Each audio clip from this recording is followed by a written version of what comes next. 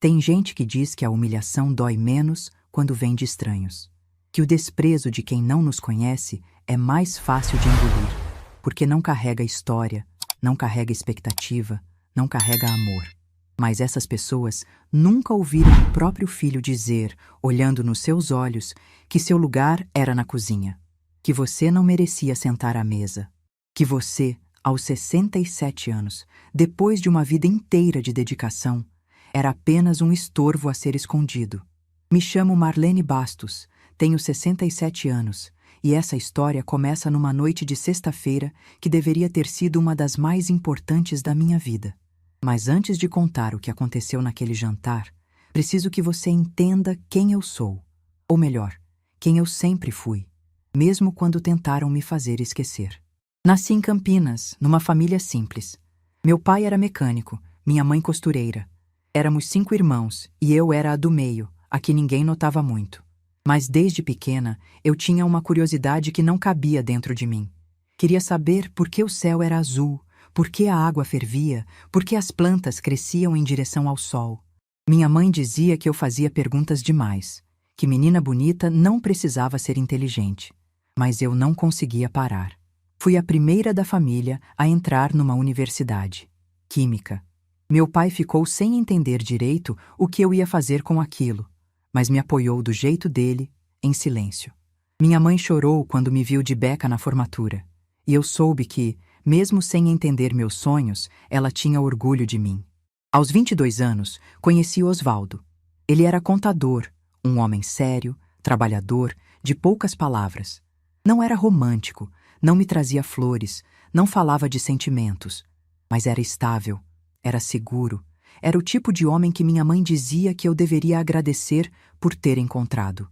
Então casei. E aos poucos fui guardando meus sonhos numa caixa, no fundo do armário, junto com os cadernos de fórmulas que eu ainda rabiscava escondido. Osvaldo não gostava que eu trabalhasse, mas precisávamos do dinheiro. Então, virei professora de química numa escola estadual. 35 anos da minha vida eu passei naquelas salas de aula, tentando acender nos olhos dos meus alunos a mesma curiosidade que ardia dentro de mim. Alguns entendiam, a maioria não. Mas eu nunca desisti. Cada vez que um estudante vinha me contar que tinha passado no vestibular para algum curso de ciências, eu sentia que minha vida tinha valido a pena. Em casa, as coisas eram diferentes. Osvaldo nunca entendeu minha paixão pelo conhecimento. Para ele, eu era a mulher que cozinhava, que limpava, que cuidava das crianças. Se eu ficava até tarde lendo um artigo científico, ele reclamava que a luz atrapalhava seu sono. Se eu comentava sobre uma descoberta que tinha me empolgado, ele mudava de assunto. Com o tempo, aprendi a ficar em silêncio. Aprendi a ser pequena para caber no espaço que me era permitido. Tivemos 2 filhos. Renato veio primeiro, um menino que desde cedo mostrou que tinha pressa de crescer. Era competitivo, ambicioso, sempre comparando suas notas com as dos colegas, sempre querendo ser o melhor. Osvaldo adorava isso nele. Dizia que Renato ia ser alguém na vida, ia ter sucesso, ia nos dar orgulho. 3 anos depois veio Cláudia, minha menina sensível, que herdou minha curiosidade e meu jeito quieto de observar o mundo. Os anos passaram como passam para todas as mães. Entre fraldas e lições de casa, entre reuniões de escola e jantares de família, entre pequenas alegrias e grandes cansaços. Renato se formou em administração, casou com Tatiana, uma moça bonita de família bem posicionada. Cláudia seguiu para a biologia, mora hoje em São Paulo, pesquisando plantas medicinais. Tenho orgulho dos 2, cada um do seu jeito. Osvaldo partiu há 8 anos, de forma repentina. Uma condição do coração que ninguém sabia que ele tinha. Num dia, estava reclamando do jantar. No outro, estava num leito de hospital. E 3 dias depois, eu estava vestida de preto, recebendo condolências de pessoas que mal conhecia. O velório foi cheio, o enterro foi rápido, e de repente eu estava sozinha numa casa que parecia grande demais. Foi Renato quem assumiu o papel de homem da família, depois disso. No começo, achei que era carinho, preocupação de filho. Ele vinha me visitar todo fim de semana. Perguntava se eu estava bem, se precisava de alguma coisa. Mas aos poucos percebi que suas visitas tinham outro propósito. Ele queria saber das minhas finanças, da minha aposentadoria, dos bens que Osvaldo tinha deixado. Queria controlar minha vida do mesmo jeito que o pai fazia, só que com menos disfarce. Tatiana, minha nora, nunca escondeu que me achava um incômodo. Era educada na frente dos outros, mas eu via os olhares, ouvia os comentários baixinhos. Uma vez a peguei dizendo para Renato que eu era uma velha que não largava do pé. Fingi que não ouvi. Era mais fácil assim. Mas o que ninguém sabia, absolutamente ninguém, é que durante todos aqueles anos eu nunca tinha abandonado meus sonhos. Nos fundos da minha garagem, num cantinho que Osvaldo achava que era só bagunça velha, eu tinha montado um pequeno laboratório. Nada sofisticado, apenas o básico. Alguns beckers, tubos de ensaio, reagentes que eu comprava com meu próprio dinheiro. E lá, nos fins de semana, nas madrugadas em que o sono não vinha, eu trabalhava numa fórmula que tinha começado a desenvolver ainda na faculdade. Era um composto químico capaz de purificar água contaminada de forma simples e barata. A ideia tinha nascido quando eu ainda era estudante, ao ver uma reportagem sobre comunidades que não tinham acesso à água limpa. Passei décadas aperfeiçoando, testando, fracassando, recomeçando. Osvaldo nunca soube. Os filhos nunca souberam. Era meu segredo, minha rebeldia silenciosa contra uma vida que tentava me fazer invisível. Quando me aposentei, há 5 anos, finalmente tive tempo de concluir o que havia começado. Testei a fórmula em diferentes tipos de contaminação, documentei tudo e então fiz algo que nunca tinha tido coragem de fazer. Registrei a patente. Sozinha. Em silêncio. Fui até o escritório de propriedade intelectual com meus cadernos debaixo do braço e um frio na barriga que não sentia desde a faculdade. Quando saí de lá com o registro em mãos, chorei no carro por 20 minutos. Não de tristeza, de uma alegria que não cabia no peito. A patente ficou adormecida por um tempo. Eu não sabia bem o que fazer com ela, não tinha contatos na indústria, não entendia de negócios. Mas há alguns meses recebi uma ligação que mudou tudo. Era de uma empresa de tecnologia ambiental chamada Ecotech Solutions. Eles tinham encontrado meu registro e queriam conversar sobre os direitos de uso da fórmula. O representante que me ligou foi educado, profissional, e falou de valores que me deixaram sem ar. Não era apenas dinheiro para viver bem, era dinheiro para mudar completamente minha vida, deixar um legado, ajudar causas que sempre me importaram. Fiquei tão nervosa que mal consegui responder. Disse que precisava pensar e desliguei com as mãos tremendo. Foi aí que cometi meu erro. Na empolgação, comentei com Renato que havia uma empresa interessada em algo que eu tinha desenvolvido. Não dei detalhes, não falei em valores, não expliquei do que se tratava. Apenas mencionei, como quem comenta uma novidade qualquer, mas bastou isso para que ele assumisse o controle. Renato decidiu que ele iria cuidar das negociações. Disse que eu não entendia de negócios, que podia ser enganada, que ele tinha experiência com esse tipo de coisa. Marcou um jantar na minha própria casa com um investidor, um homem chamado Dr. Fabiano Meirelles, diretor da Ecotech. E eu, ingênua, querendo acreditar que meu filho estava me protegendo, deixei. O dia do jantar chegou numa sexta-feira de outono. Passei a manhã inteira preparando tudo. Limpei a casa de cima a baixo, tirei a toalha de mesa que só usava em ocasiões especiais, preparei um jantar completo, entrada, prato principal, sobremesa. Queria impressionar, mostrar que mesmo sendo uma aposentada simples, eu sabia receber pessoas importantes. Renato chegou no fim da tarde com Tatiana.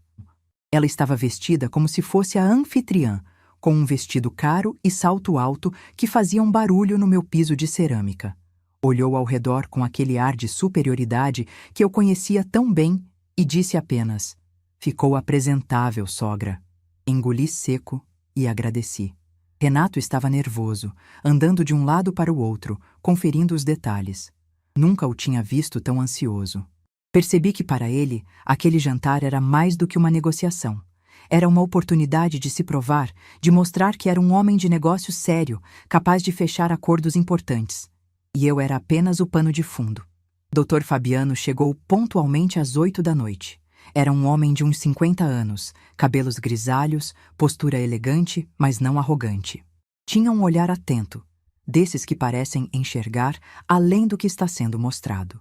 Renato o recebeu na porta com um aperto de mão firme e um sorriso ensaiado. Eu estava na cozinha, dando os últimos retoques no jantar, quando ouvi as apresentações. Renato disse: Doutor Fabiano, seja bem-vindo. Esta é minha esposa, Tatiana. Ouvi os cumprimentos, os elogios à casa. E então? E aquela ali é minha mãe, que mora aqui. Ela preparou o jantar. Aquela ali.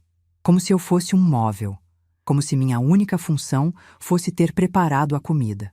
Sequei as mãos no avental e fui até a sala cumprimentar o visitante. Dr. Fabiano foi gentil, apertou minha mão com firmeza e disse: Prazer em conhecê-la, dona Marlene. A casa está linda e o cheiro da comida está maravilhoso. Agradeci com um sorriso contido, sentindo os olhos de Renato em mim, como se me pedisse para não falar demais. Quando a mesa foi posta e todos se sentaram, eu naturalmente puxei uma cadeira para me juntar a eles. Afinal, era minha casa, minha mesa, minha comida. Mas antes que eu pudesse sentar, Renato se levantou e me puxou de lado, para o corredor. O que ele disse, baixinho, perto do meu ouvido, eu nunca vou esquecer. Cada palavra ficou gravada na minha memória como ferro em brasa. Mãe, seu lugar é na cozinha, não na mesa com a gente. Isso aqui é negócio sério. A senhora não entende dessas coisas. Vai lá, fica cuidando da sobremesa, que quando terminar a conversa eu te chamo. Fiquei parada, olhando para o rosto do meu filho. O menino que eu tinha embalado para dormir, que eu tinha ensinado a amarrar os sapatos, que eu tinha consolado quando tirava notas baixas. E ali estava ele, me mandando para a cozinha como se eu fosse a empregada. Por um momento, senti as lágrimas se formando. A humilhação queimava no peito, a vergonha apertava a garganta. Mas então, aconteceu algo estranho. Uma calma que eu não esperava tomou conta de mim.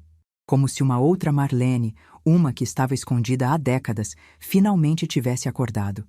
Eu sorri. Um sorriso sereno, sem raiva, sem mágoa aparente. Olhei nos olhos do meu filho e disse apenas: Entendo. Voltei para a sala, tirei o avental que ainda estava usando, dobrei com cuidado e coloquei sobre o encosto de uma cadeira. Tatiana me observava com um sorrisinho de canto, satisfeita. Doutor. Fabiano parecia confuso, sem entender o que estava acontecendo. Com licença, eu disse. Vou me retirar. Aproveitem o jantar. E fui para o meu quarto. Fechei a porta devagar, sem bater, sem fazer drama. Sentei na beirada da cama e fiquei olhando para as minhas mãos. As mesmas mãos que tinham preparado aquele jantar, que tinham desenvolvido aquela fórmula, que tinham criado 2 filhos. As mãos de uma mulher que tinha passado a vida inteira sendo diminuída. Do meu quarto, eu conseguia ouvir a conversa na sala de jantar. A voz de Renato, confiante, falando sobre a patente como se fosse dele, explicando o processo, os benefícios, o potencial de mercado. Tudo informação que ele tinha tirado de mim nas últimas semanas, fingindo interesse, fingindo que queria me ajudar. E então eu ouvi a voz de doutor. Fabiano, calma, mas firme. Muito interessante tudo isso, Renato. Mas preciso esclarecer uma coisa. Eu vim aqui para conversar com a titular da patente.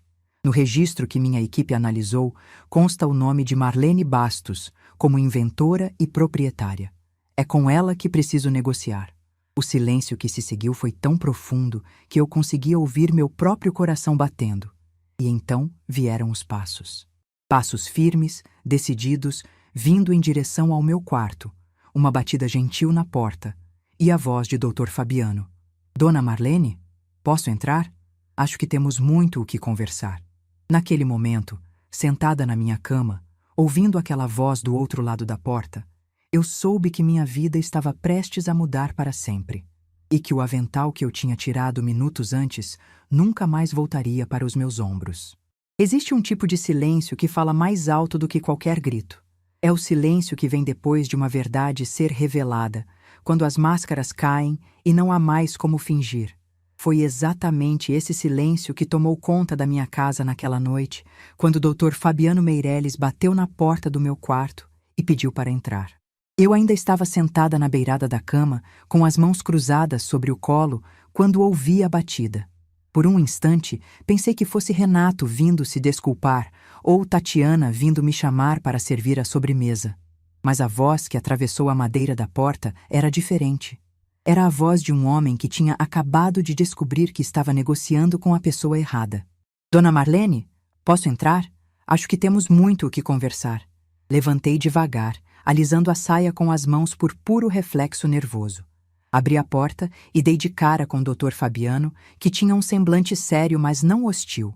Por trás dele, no corredor, consegui ver Renato parado como uma estátua, o rosto vermelho, os olhos arregalados. Tatiana estava ao lado dele, pela primeira vez sem aquele sorrisinho de superioridade. Por favor, eu disse, abrindo mais a porta.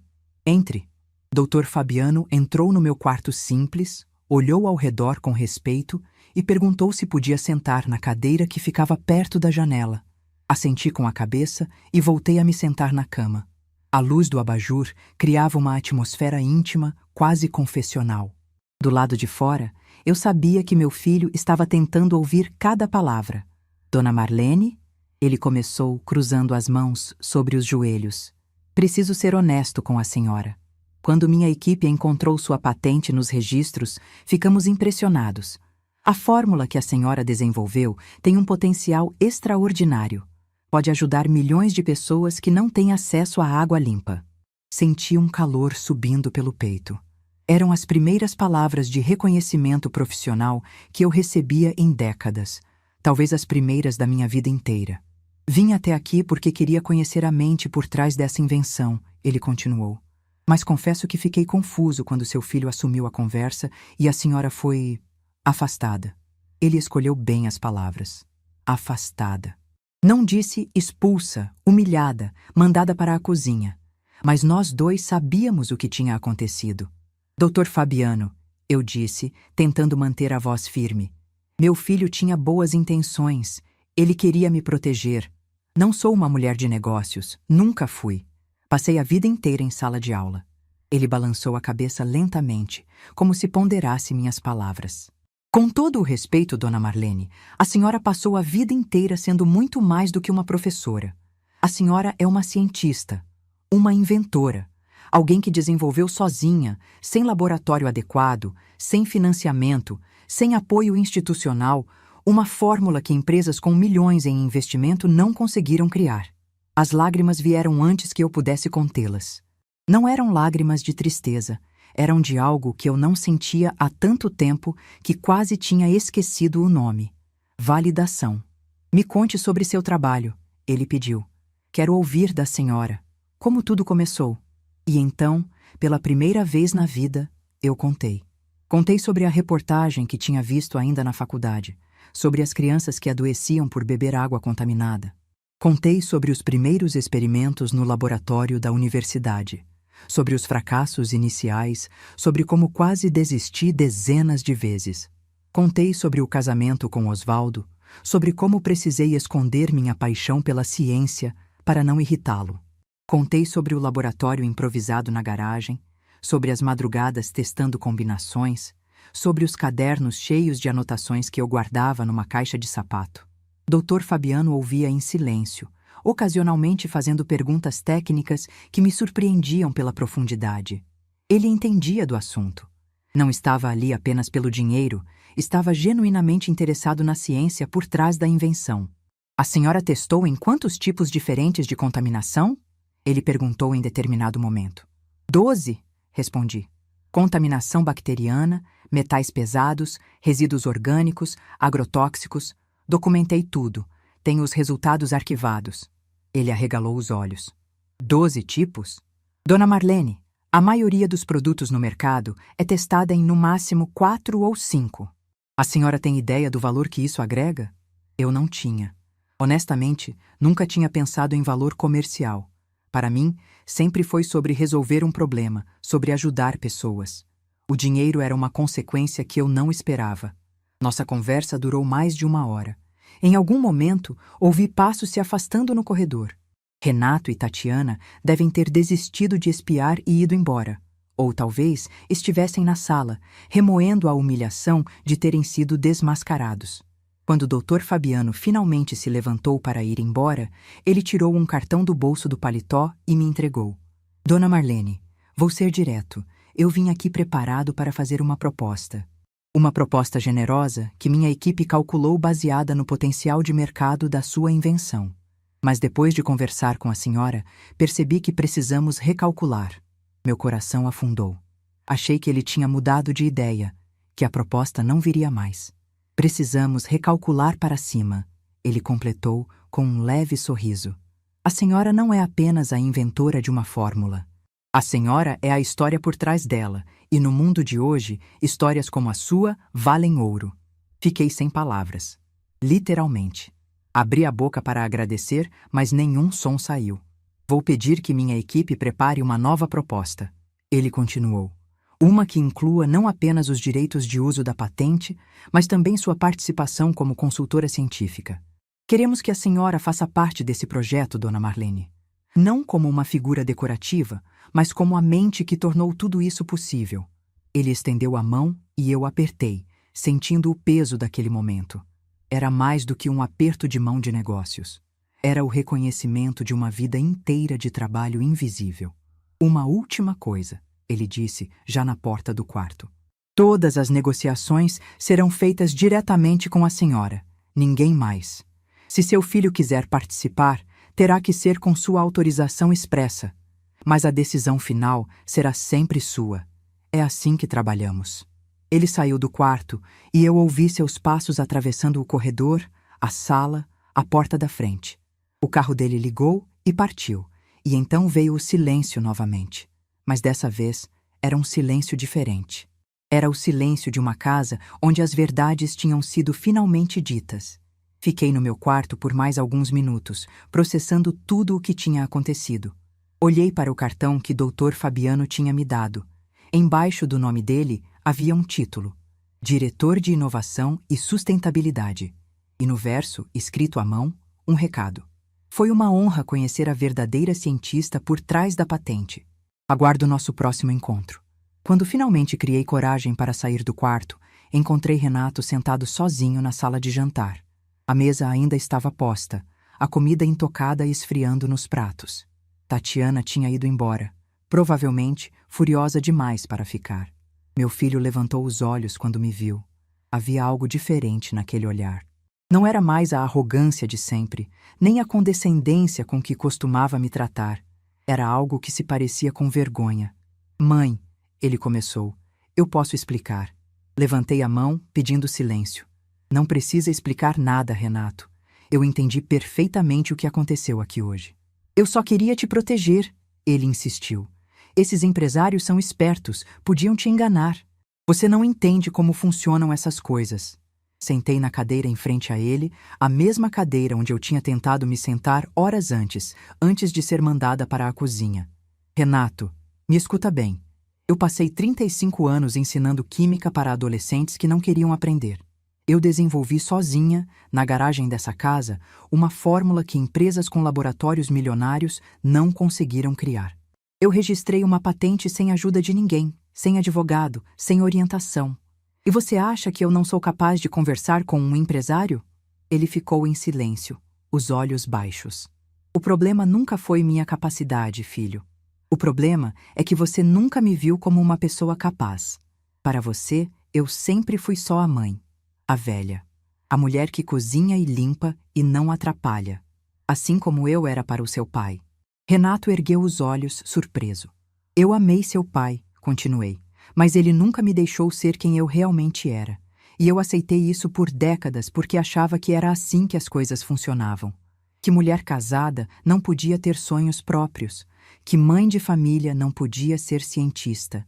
Que eu tinha que escolher entre ser inteligente e ser amada. Minha voz falhou na última frase. Respirei fundo e continuei. Quando seu pai partiu, achei que as coisas poderiam mudar. Mas então você assumiu o lugar dele. Não como filho, mas como mais um homem que achava que sabia o que era melhor para mim. Que achava que eu precisava ser protegida de mim mesma. Mãe, eu nunca quis. Eu sei que você não quis me machucar, interrompi. Mas machucou. Hoje, na frente de um estranho, você me mandou para a cozinha. Disse que meu lugar não era a mesa. Na minha própria casa, Renato. Na mesa que eu pus, com a comida que eu fiz, para receber um homem que veio negociar algo que eu criei. As lágrimas corriam pelo rosto dele agora. Era a primeira vez em muitos anos que eu via meu filho chorar. Eu não sabia, ele murmurou. Não sabia da patente, do laboratório, de nada disso. Por que você nunca me contou? A pergunta me pegou de surpresa. Por que eu nunca tinha contado? Por que tinha mantido segredo durante tantos anos? Porque eu tinha medo, admiti.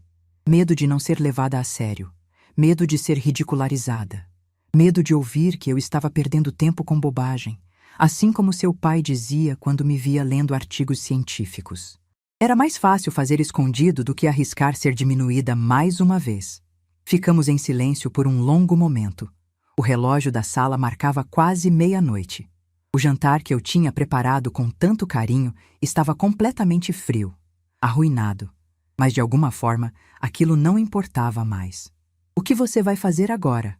Renato perguntou finalmente. Vou negociar com o Dr. Fabiano, sozinha. Vou ouvir a proposta dele, vou consultar um advogado que eu mesma vou escolher e vou tomar a decisão que for melhor para mim.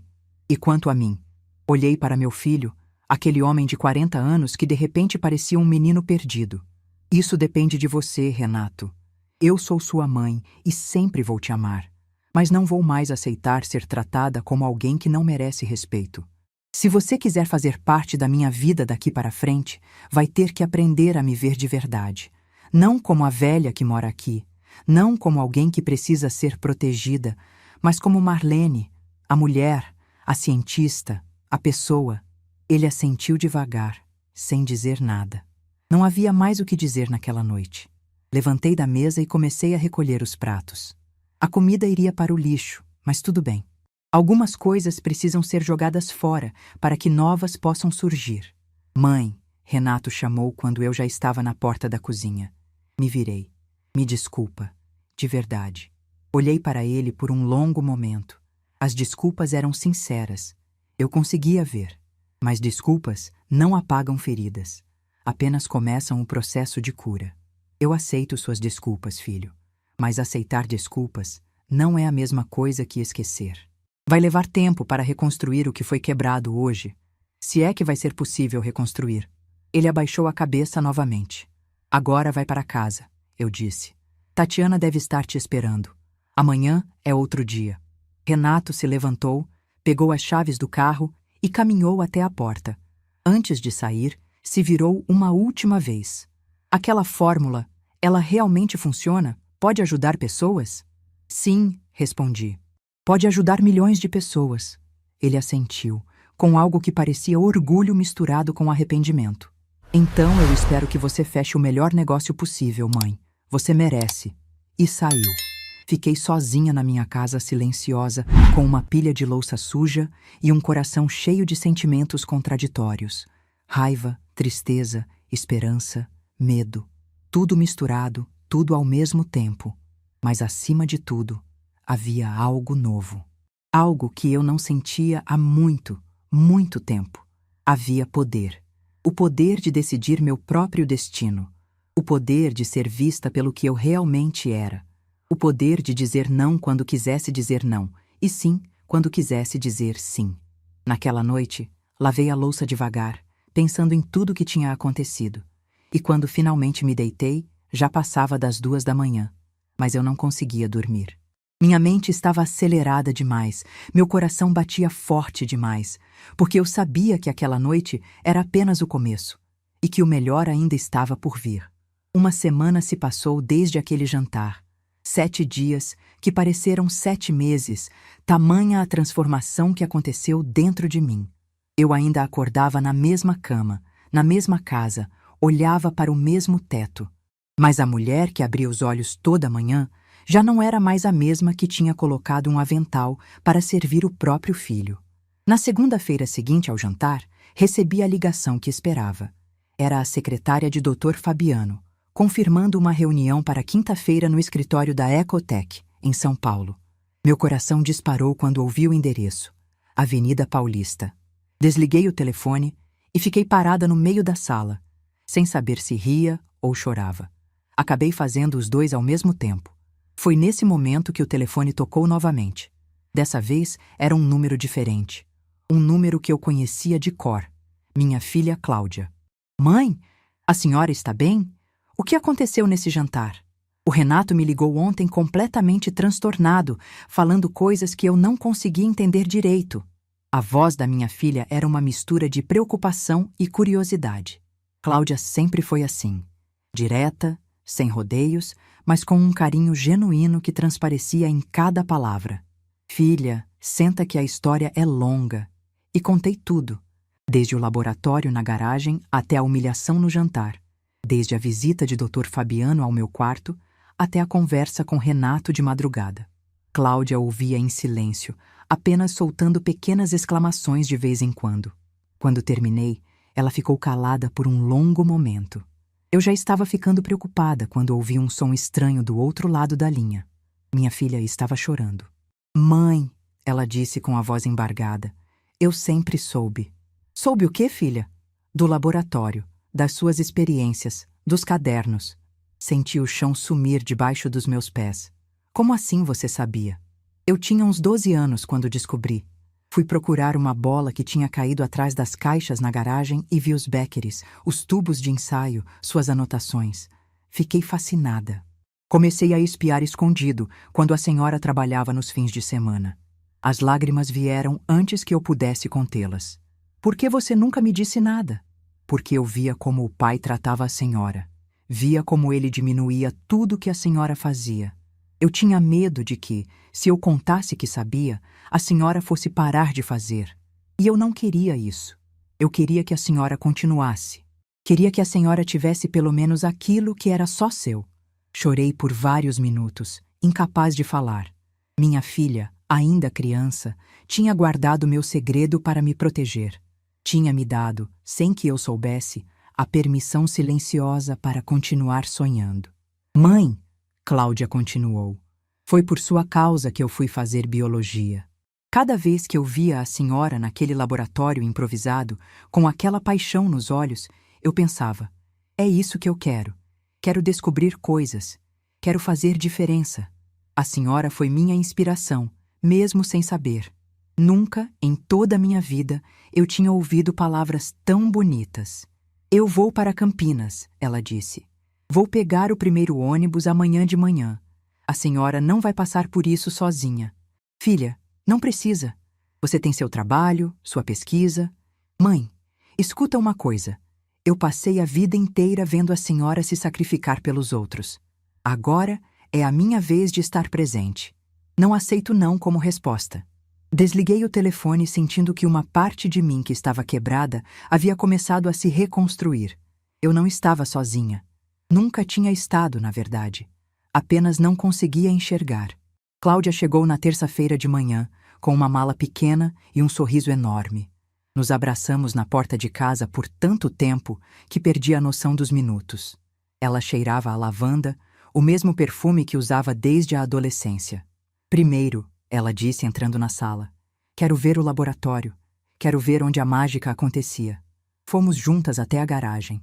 Eu não entrava lá há meses, desde que tinha finalizado os testes. Estava tudo exatamente como eu tinha deixado. Os Beckeres limpos, os tubos de ensaio organizados, os cadernos empilhados na prateleira improvisada.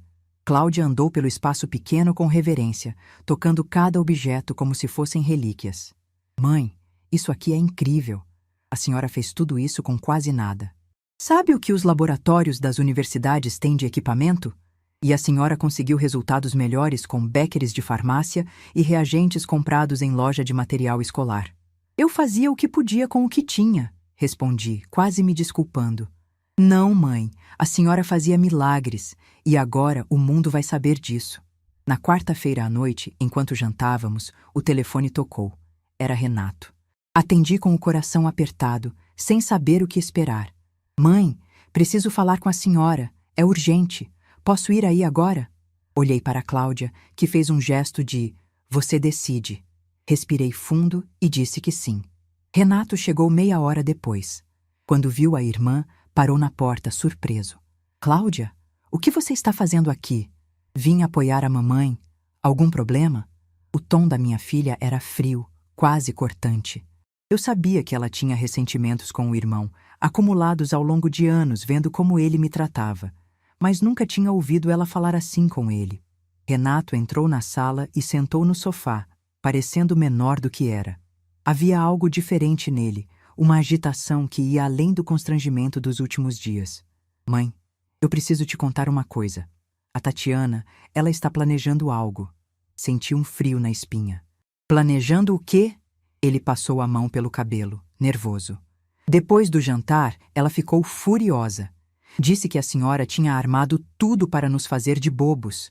Eu tentei explicar, mas ela não quis ouvir. E o que ela está planejando? Cláudia perguntou, a voz carregada de tensão. Ela quer contestar a patente. Disse que vai procurar um advogado para provar que a senhora não tem capacidade mental para assinar contratos. Quer alegar que a senhora está senil, que foi manipulada, que a patente deveria estar no nome da família. O silêncio que se seguiu foi absoluto. Eu olhei para meu filho, tentando processar o que ele estava dizendo. Minha nora queria me declarar incapaz. Queria tomar para si algo que eu tinha construído com décadas de trabalho. E você?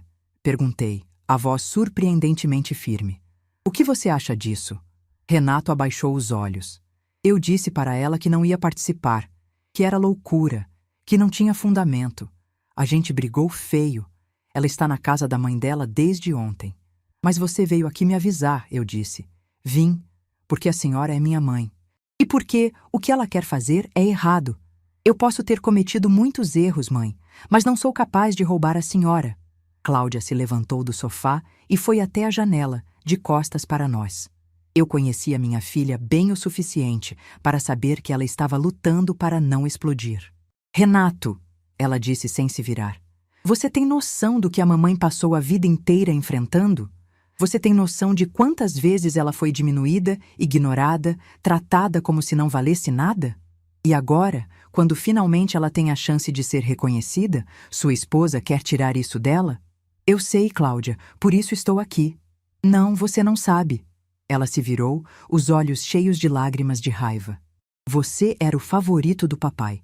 Você nunca precisou provar nada para ninguém. A mamãe passou 35 anos escondendo a coisa mais importante da vida dela porque tinha medo de ser ridicularizada. Você consegue imaginar o que é isso? Renato ficou calado, o rosto vermelho. Chega, eu disse, levantando. Cláudia, senta. Renato, obrigada por ter vindo me avisar. Isso significa muito para mim. Mãe, a senhora não pode deixar a Tatiana fazer isso, Renato disse. Eu não vou deixar, mas também não vou gastar minha energia com medo. Amanhã eu tenho uma reunião importante, uma reunião que pode mudar minha vida, e é nisso que vou me concentrar. Peguei meu celular e disquei o número que Dr. Fabiano tinha deixado no cartão. Mesmo sendo quase 10 da noite, ele atendeu no segundo toque. Dona Marlene? Aconteceu alguma coisa? Dr. Fabiano, me desculpe ligar tão tarde, mas preciso saber uma coisa antes da nossa reunião de amanhã. Se alguém tentar contestar a validade da patente, alegando que eu não tenho capacidade para assinar contratos, isso pode atrapalhar a negociação? Houve uma breve pausa do outro lado da linha. Dona Marlene, a senhora registrou essa patente sozinha, seguiu todos os trâmites legais, apresentou documentação técnica que passou por análise de especialistas. Qualquer contestação nesse sentido seria facilmente derrubada. Mas posso perguntar por que a preocupação?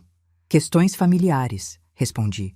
Nada que vá me impedir de estar aí amanhã. Fico feliz em ouvir isso. E Dona Marlene? Nossa equipe jurídica é excelente. Se a senhora precisar de qualquer apoio nesse sentido, é só dizer. Desliguei sentindo uma segurança que não tinha antes. Olhei para meus 2 filhos, sentados na minha sala, cada um processando a situação de forma diferente. Renato, vai para casa. Conversa com a Tatiana, tenta fazer ela entender que isso não vai dar em nada. E se ela insistir, bem, você vai ter que escolher de que lado está. Meu filho assentiu e se levantou.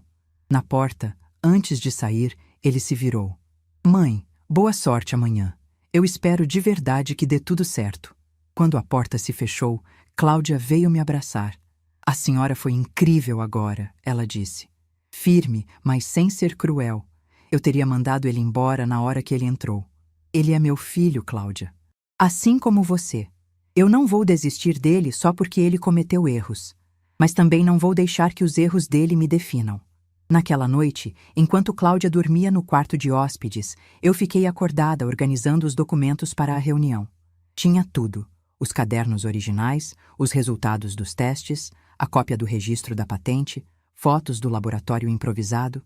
Coloquei tudo numa pasta de couro que tinha comprado especialmente para essa ocasião. Olhei para aquela pasta e pensei em tudo que ela representava. Não era apenas papel e fotografias. Era a prova de uma vida inteira de sonhos escondidos. Na manhã seguinte, acordei às 5 da manhã. Tomei um banho demorado, escolhi meu melhor vestido, o azul marinho que Cláudia sempre disse que me deixava elegante. Passei maquiagem leve, apenas o suficiente para esconder as olheiras de quem não dormiu direito. Cláudia me acompanhou até a rodoviária. Ela tinha se oferecido para ir junto, mas eu disse que precisava fazer isso sozinha. Que aquela era uma jornada que eu tinha começado há 40 anos, escondida na garagem, e que precisava terminar do mesmo jeito, apenas eu e meus sonhos. No ônibus para São Paulo, sentada na janela vendo a paisagem passar, eu pensei em todas as mulheres que, como eu, tinham guardado seus talentos em caixas de sapato. Todas as cientistas que nunca puderam ser cientistas. Todas as mentes brilhantes convencidas de que seu lugar era na cozinha. Quando o ônibus entrou na capital e eu vi os prédios da Avenida Paulista se aproximando, uma lágrima escorreu pelo meu rosto. Não era de tristeza, era de uma emoção que eu não conseguia nomear. Talvez fosse orgulho, talvez fosse esperança, talvez fosse simplesmente a sensação de estar, finalmente, exatamente onde eu deveria estar. O motorista anunciou a parada. Peguei minha pasta de couro, ajeitei o vestido e desci do ônibus. A Avenida Paulista fervilhava de gente. Executivos apressados, jovens com mochilas, vendedores ambulantes. E no meio daquela multidão, uma senhora de 67 anos, com uma pasta cheia de sonhos, caminhando em direção ao prédio mais importante da sua vida. Quando entrei no saguão da Ecotech e disse meu nome para a recepcionista, ela sorriu e disse: "Ah, a senhora é a inventora. Dr. Fabiano está esperando. Seja muito bem-vinda." A inventora. Era a primeira vez que alguém me chamava assim. Em 67 anos de vida, ninguém nunca tinha usado essa palavra para me descrever. Professora, sim. Mãe, esposa, avó, dona de casa. Mas inventora? Nunca. A recepcionista me ofereceu água, enquanto eu esperava. Sentei num sofá de couro e olhei ao redor. As paredes tinham quadros com projetos da empresa, fotos de comunidades beneficiadas por tecnologias sustentáveis, crianças sorrindo ao lado de poços de água limpa. E eu pensei, minha fórmula pode fazer parte disso. 5 minutos depois, Dr. Fabiano apareceu pessoalmente para me buscar. Dona Marlene, que alegria vê-la aqui. Vamos subir? A equipe está ansiosa para conhecê-la. Quando as portas do elevador se abriram no 12º andar, eu soube que minha vida estava prestes a mudar para sempre. E naquele momento, diante daquele corredor corporativo, com pessoas em ternos e tailleurs passando apressadas, eu soube que, independente do que acontecesse naquela reunião, eu já tinha vencido. Porque finalmente, depois de 67 anos, eu estava sendo vista pelo que eu realmente era. Não como mãe, não como esposa, não como a velha da cozinha, mas como Marlene Bastos, a inventora.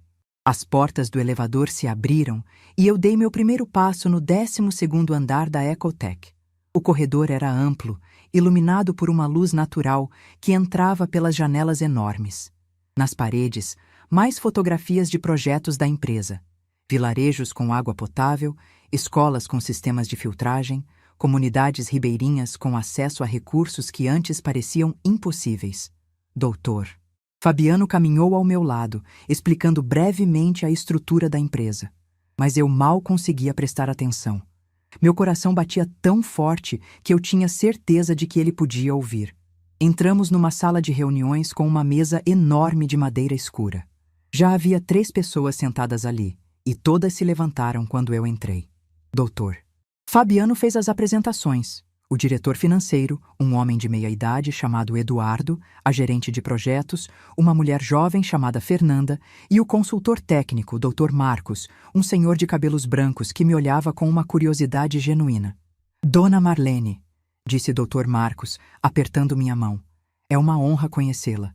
Passei as últimas 2 semanas analisando sua fórmula e estou impressionado. Senti o rosto esquentar. Não estava acostumada a receber elogios profissionais. Na verdade, não estava acostumada a receber elogios de qualquer tipo.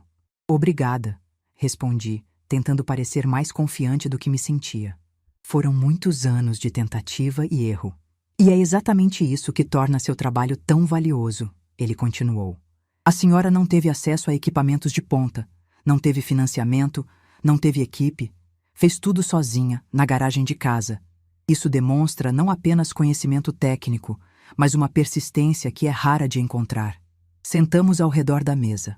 Uma assistente trouxe café e água, e eu aceitei um copo de água com as mãos levemente trêmulas. Dr. Fabiano abriu uma pasta e tirou alguns documentos. Dona Marlene, antes de falarmos sobre números, quero que a senhora entenda o que pretendemos fazer com sua invenção. A Ecotec trabalha com tecnologias sustentáveis para comunidades em situação de vulnerabilidade. Temos projetos em andamento em várias regiões do Brasil e também em outros países da América Latina e África. Ele passou algumas folhas para mim. Eram mapas com pontos marcados, indicando locais onde a empresa atuava. Sua fórmula, ele continuou, tem o potencial de revolucionar nosso trabalho. O custo de produção é baixíssimo, a aplicação é simples e os resultados são superiores a muitos produtos industriais que custam 10 vezes mais. Estamos falando de ajudar milhões de pessoas, Dona Marlene. Literalmente milhões. Olhei para aqueles mapas e senti um nó na garganta. Quando comecei a trabalhar naquela fórmula, lá atrás, eu sonhava com isso. Sonhava em fazer diferença. Mas ao longo dos anos, esse sonho tinha ficado tão distante que eu quase tinha esquecido dele. Agora, disse Eduardo, o diretor financeiro, vamos falar sobre a proposta. Ele abriu outra pasta e colocou um documento na minha frente. Era um contrato, com muitas páginas e letras pequenas. Mas o que chamou minha atenção foi o número que estava destacado na primeira página. R$800 mil. Fiquei olhando para aquele número sem conseguir processar. R$800 mil. Era mais dinheiro do que eu tinha visto em toda a minha vida. Era mais do que minha casa valia. Era mais do que eu jamais tinha sonhado ter. Esse valor, Eduardo explicou, é referente aos direitos de uso da patente por um período de 15 anos, com possibilidade de renovação. Além disso, a senhora receberia royalties de 3% sobre cada unidade produzida. Com a escala que pretendemos atingir, isso pode representar um valor adicional significativo ao longo do tempo. Minha boca estava seca. Tomei um gole de água, tentando organizar os pensamentos. Há também outra parte da proposta, disse Fernanda, a gerente de projetos. Gostaríamos de convidá-la para atuar como consultora científica. Seria um trabalho pontual, algumas reuniões por mês, para nos ajudar a otimizar a produção e adaptar a fórmula para diferentes contextos. Isso teria uma remuneração adicional de R$5 mil mensais. R$5 mil por mês, além dos 800 mil, além dos royalties. Eu estava tendo dificuldade para respirar. Dona Marlene, Dr. Fabiano disse gentilmente. A senhora está bem? Estou, respondi, a voz falhando. É só que é muita informação de uma vez. Ele sorriu com compreensão. Eu entendo. Não precisa decidir nada agora. Pode levar o contrato para casa, analisar com calma, consultar um advogado.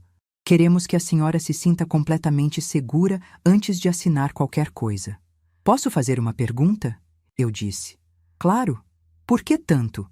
Quer dizer, eu sei que a fórmula funciona, mas R$800 mil para uma coisa que eu fiz na garagem de casa? Dr. Marcos, o consultor técnico, se inclinou para a frente. Dona Marlene, deixe eu explicar uma coisa. Empresas farmacêuticas e de tecnologia ambiental gastam milhões em pesquisa e desenvolvimento. Milhões. E muitas vezes não chegam a resultados tão bons quanto o que a senhora conseguiu. O que a senhora fez, com recursos mínimos, é o que nós chamamos de inovação disruptiva.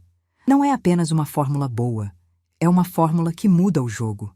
Além disso, completou Eduardo, o valor que estamos oferecendo é justo considerando o potencial de mercado. Se fôssemos egoístas, poderíamos tentar pagar menos, aproveitar que a senhora não tem experiência em negociações. Mas não é assim que a Ecotech trabalha. Acreditamos em parcerias justas. Olhei para cada um deles ao redor daquela mesa. Pessoas que eu não conhecia há 2 semanas, mas que estavam me tratando com mais respeito do que minha própria família tinha me tratado em anos. Eu tenho uma condição, disse, surpreendendo a mim mesma. Qual? Perguntou o Dr. Fabiano. Quero que parte dos produtos fabricados seja doada para comunidades que não podem pagar. Não sei quanto, não sei como isso funcionaria, mas quero saber que minha fórmula está chegando em quem mais precisa, e não apenas em quem pode comprar. O silêncio que se seguiu me fez pensar que eu tinha falado besteira.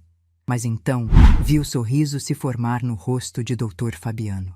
Dona Marlene, a senhora acabou de pedir exatamente o que já pretendíamos fazer. A Ecotech tem um programa chamado Acesso Universal, onde destinamos 20% da produção para doação. Se a senhora quiser, podemos aumentar esse percentual para produtos feitos com sua fórmula. Senti as lágrimas escorrerem pelo meu rosto. Não tentei escondê-las. Me desculpem, disse, pegando um lenço na bolsa. É que eu esperei tanto tempo por isso. Tanto tempo achando que meu trabalho não valia nada, que eu não valia nada. E agora, Fernanda se levantou e veio até mim, colocando a mão no meu ombro. A senhora vale muito, Dona Marlene, e o mundo vai saber disso. Passamos mais 2 horas na reunião, discutindo detalhes, tirando dúvidas, ajustando cláusulas. Eu tinha trazido meus cadernos originais. E doutor? Marcos ficou fascinado folheando as anotações, fazendo perguntas sobre cada etapa do processo. Isso aqui é um tesouro, ele disse. A senhora documentou tudo com uma precisão impressionante. Parece um diário científico de verdade. É que eu aprendi na faculdade que um bom cientista registra tudo, respondi. Nunca esqueci essa lição. No final da reunião, eu tinha uma decisão a tomar. Podia levar o contrato para casa, pensar com calma, consultar advogados. Era o que qualquer pessoa sensata faria.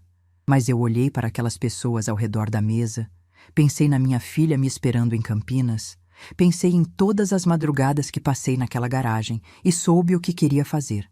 Eu vou assinar, disse. Dr. Fabiano ergueu as sobrancelhas. Tem certeza? Não quer mais tempo para pensar? Doutor. Fabiano, eu passei 40 anos pensando. 40 anos escondendo meu trabalho. 40 anos tendo medo de dar esse passo. Se eu não assinar agora, vou voltar para casa e inventar 1000 desculpas para adiar. E eu não quero mais adiar minha vida. Ele sorriu e passou o contrato para mim. Li cada página com atenção, mesmo sabendo que ia assinar de qualquer jeito. Quando cheguei na última página, peguei a caneta que Eduardo me ofereceu.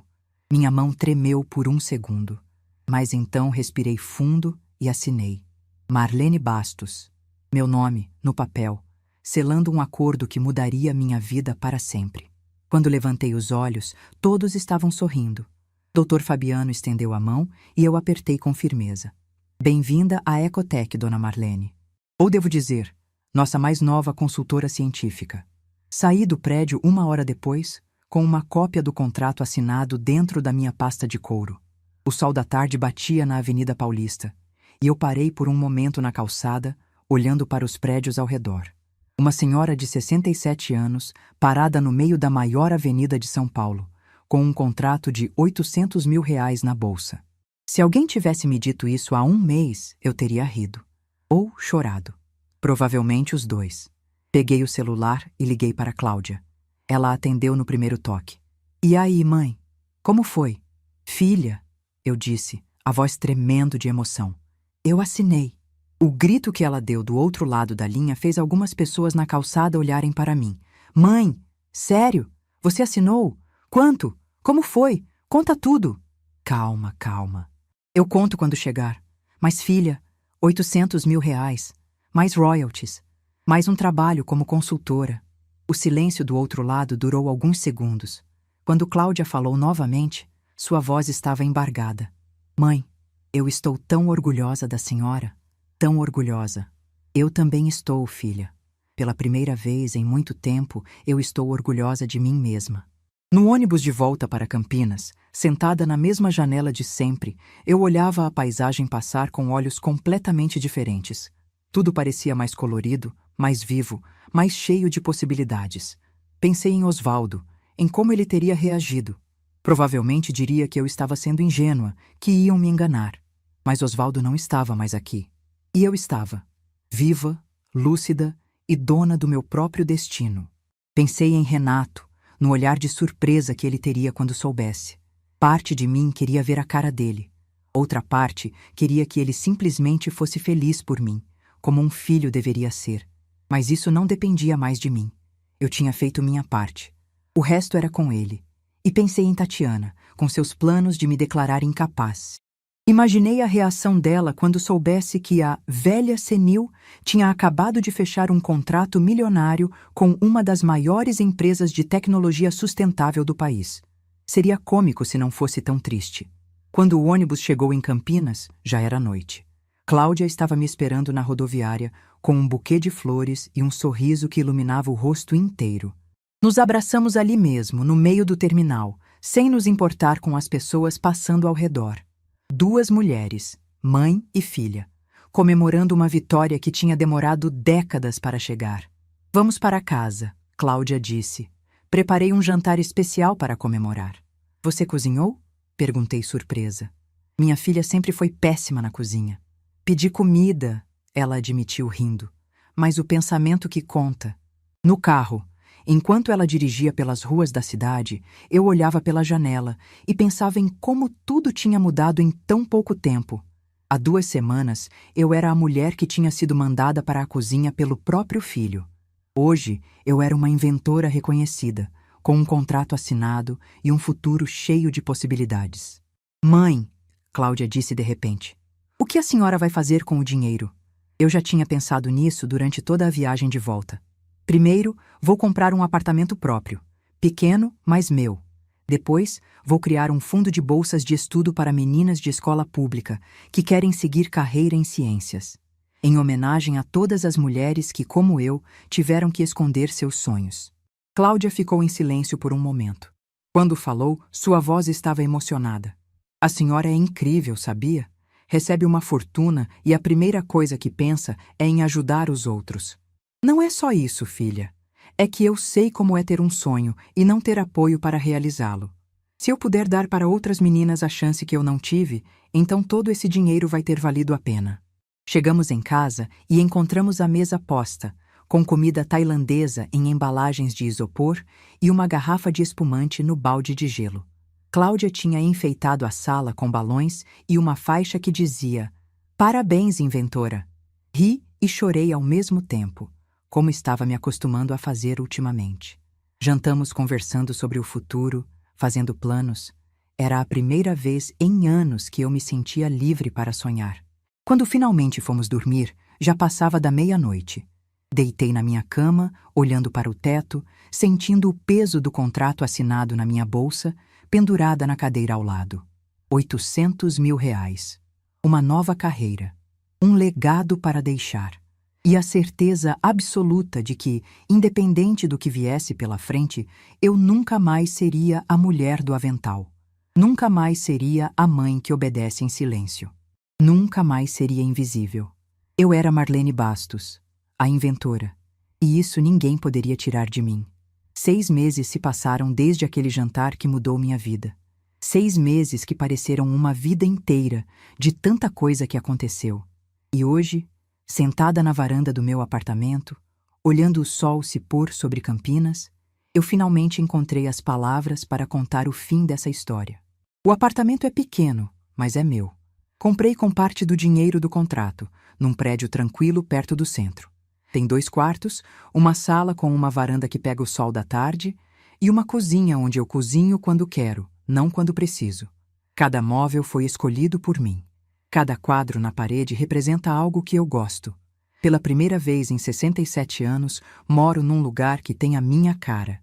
Da varanda, consigo ver um pedaço do céu que fica alaranjado no fim do dia. É meu horário favorito. Preparo um chá, Sento na cadeira de balanço que comprei no antiquário e fico ali, em silêncio, apenas existindo. Parece pouco, mas para quem passou décadas existindo em função dos outros, é uma revolução. O plano de Tatiana de me declarar incapaz não durou muito. 2 semanas depois de eu assinar o contrato, ela procurou um advogado para tentar contestar a patente. O advogado, depois de analisar a documentação, disse que ela não tinha nenhuma base legal. A patente estava perfeitamente registrada, o contrato tinha sido assinado na presença de testemunhas qualificadas e eu tinha laudos médicos recentes comprovando minha total lucidez. Soube disso por Renato, que me ligou constrangido para contar. Disse que Tatiana tinha ficado furiosa com o advogado, acusando-o de incompetência. Mas a verdade é que não havia o que fazer. Eu tinha agido dentro da lei, com todos os documentos em ordem. A única coisa que Tatiana conseguiu foi gastar dinheiro com consultas jurídicas que não levaram a nada. 1 mês depois, Renato me ligou novamente. Dessa vez para dizer que ele e Tatiana estavam se separando. Não vou mentir. A notícia me pegou de surpresa. Perguntei se tinha sido por minha causa e ele disse que não, que os problemas do casamento vinham de muito antes, que a história da patente tinha apenas acelerado o que já era inevitável. Disse que Tatiana era uma pessoa que ele não conhecia mais, que os valores dela eram diferentes dos dele e que ele não conseguia mais fingir que estava tudo bem. Não sei se acreditei completamente. Parte de mim acha que a separação teve sim a ver com o que aconteceu. Tatiana apostou num plano mesquinho e perdeu. E Renato, pela primeira vez, escolheu não ficar do lado dela. Talvez isso tenha sido o suficiente para ela. Ou talvez ela tenha mostrado um lado que ele não conseguiu aceitar. De qualquer forma, não é da minha conta. O casamento era deles. Os problemas eram deles. Eu apenas desejei que ele encontrasse paz, seja lá o que isso significasse. Minha relação com Renato hoje é diferente do que era antes. Não voltamos a ser próximos como éramos quando ele era criança. Talvez nunca voltemos, mas existe um respeito que não existia antes. Ele me liga 1 vez por semana, pergunta como estou, conta sobre o trabalho. Não tenta mais controlar minha vida, não tenta mais tomar decisões por mim. Me trata como adulta, como pessoa. É o mínimo, eu sei. Mas depois de tantos anos sendo tratada como menos que isso, o mínimo já é muito. Na última visita dele ao meu apartamento, há 2 semanas, ele olhou ao redor e disse: "Ficou bonito, mãe. A senhora sempre teve bom gosto." Era um elogio simples, mas significou muito, porque pela primeira vez ele estava vendo algo que eu tinha construído sozinha, algo que era meu. Cláudia continua em São Paulo, mas agora nos falamos quase todo dia. Ela criou um grupo de família no celular, só nós 2. Mandamos fotos, mensagens de bom dia, artigos interessantes que encontramos na internet. Às vezes ela liga só para dizer que está pensando em mim. Outras vezes eu ligo só para ouvir a voz dela. É um tipo de intimidade que nunca tivemos antes e que eu não sabia que precisava tanto. No mês passado, ela veio passar um fim de semana comigo. Fomos ao cinema. Almoçamos no restaurante que eu sempre quis conhecer, mas nunca tinha coragem de ir sozinha. E passamos uma tarde inteira no shopping, experimentando roupas e rindo de nós mesmas. Parecia coisa de adolescente, e foi exatamente por isso que foi tão especial. Eu nunca tinha tido essa leveza com minha filha. Nunca tinha me permitido ser apenas Marlene, não a mãe que precisava resolver tudo. O trabalho como consultora na Ecotec tem sido mais gratificante do que eu imaginava. 1 vez por mês, vou até São Paulo para reuniões técnicas. Dr. Marcos, o consultor que analisou minha fórmula, se tornou um amigo. Ele tem 72 anos e uma energia que eu invejo. Diz que trabalhar com ciência é o que o mantém jovem. Eu entendo o que ele quer dizer. A fórmula já começou a ser produzida em escala. Os primeiros lotes foram enviados para comunidades ribeirinhas no norte do país, onde a água contaminada era um problema grave. Recebi fotos de crianças bebendo água limpa, de famílias sorrindo ao lado dos filtros que usam meu composto. Cada imagem dessas me faz chorar. Não de tristeza, mas de uma alegria que transborda. Doutor, Fabiano me ligou na semana passada para contar que o projeto tinha sido selecionado para receber um prêmio de inovação sustentável. Ele queria saber se eu aceitaria ir à cerimônia receber o prêmio pessoalmente. Eu, que passei a vida inteira nos bastidores, agora estava sendo convidada para subir num palco. Disse que sim. Disse que sim, porque aprendi que recusar reconhecimento não é humildade.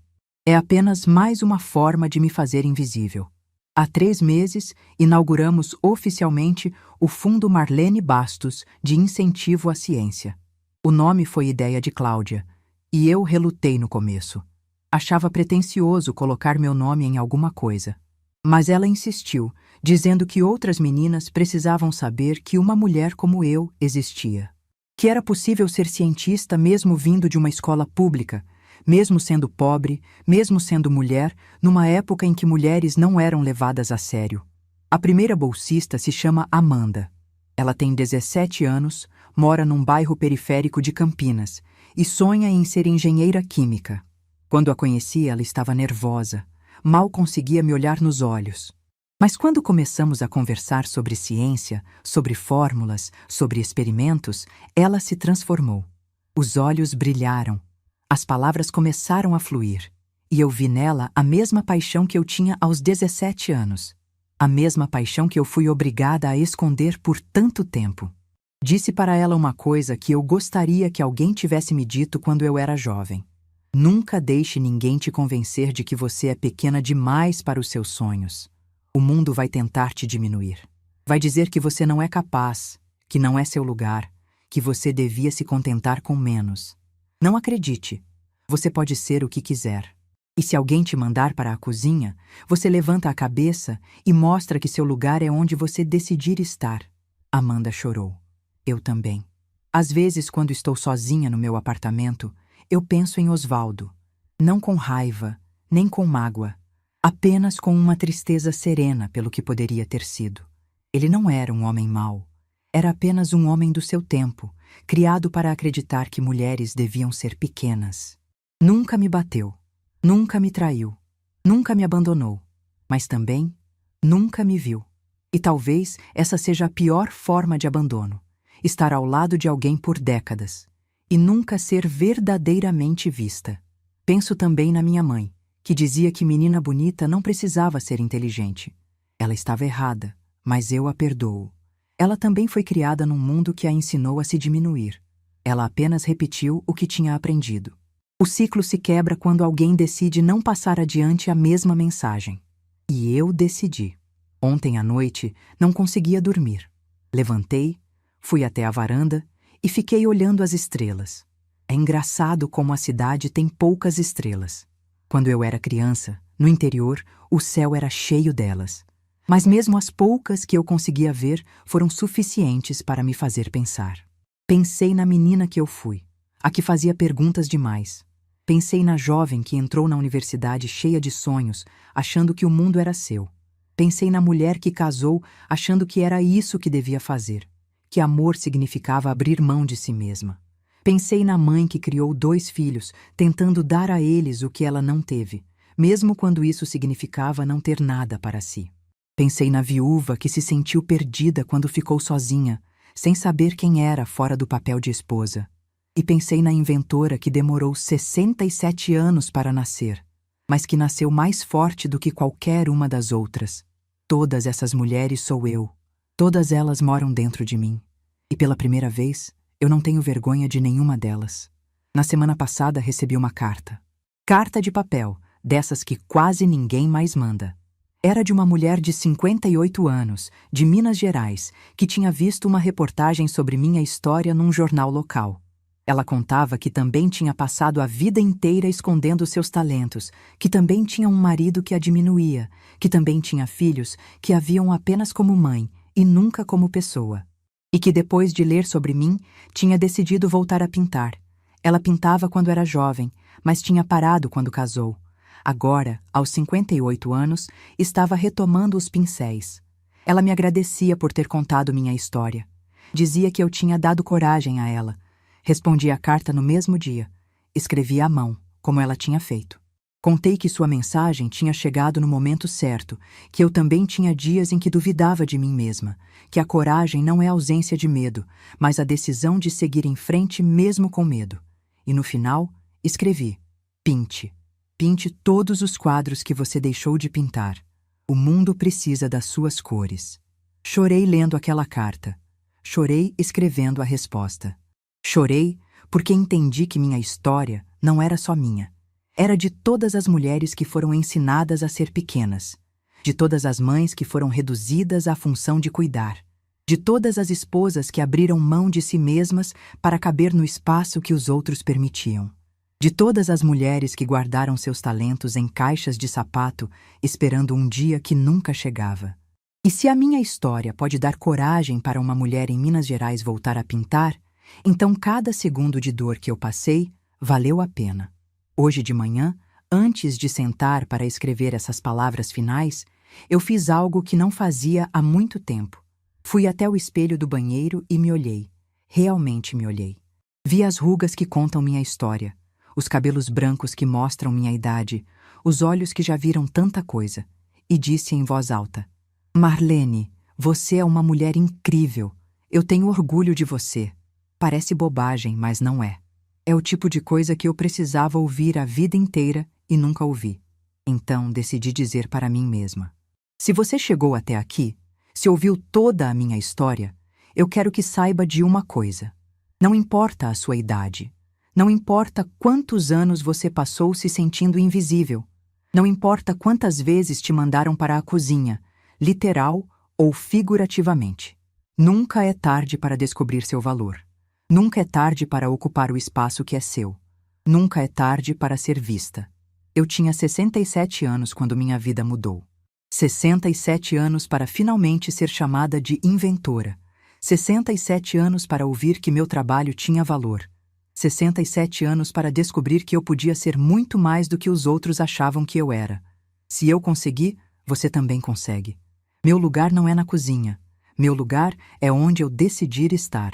E agora, finalmente, eu sei exatamente onde é esse lugar. É aqui. É agora. É sendo exatamente quem eu sou. Marlene Bastos, professora, mãe, inventora. E, acima de tudo, uma mulher que finalmente aprendeu a se ver. Se essa história tocou seu coração, deixe seu like, se inscreva no canal e comente aqui embaixo. No meu lugar, o que você faria? Sua mensagem pode iluminar o dia de alguém.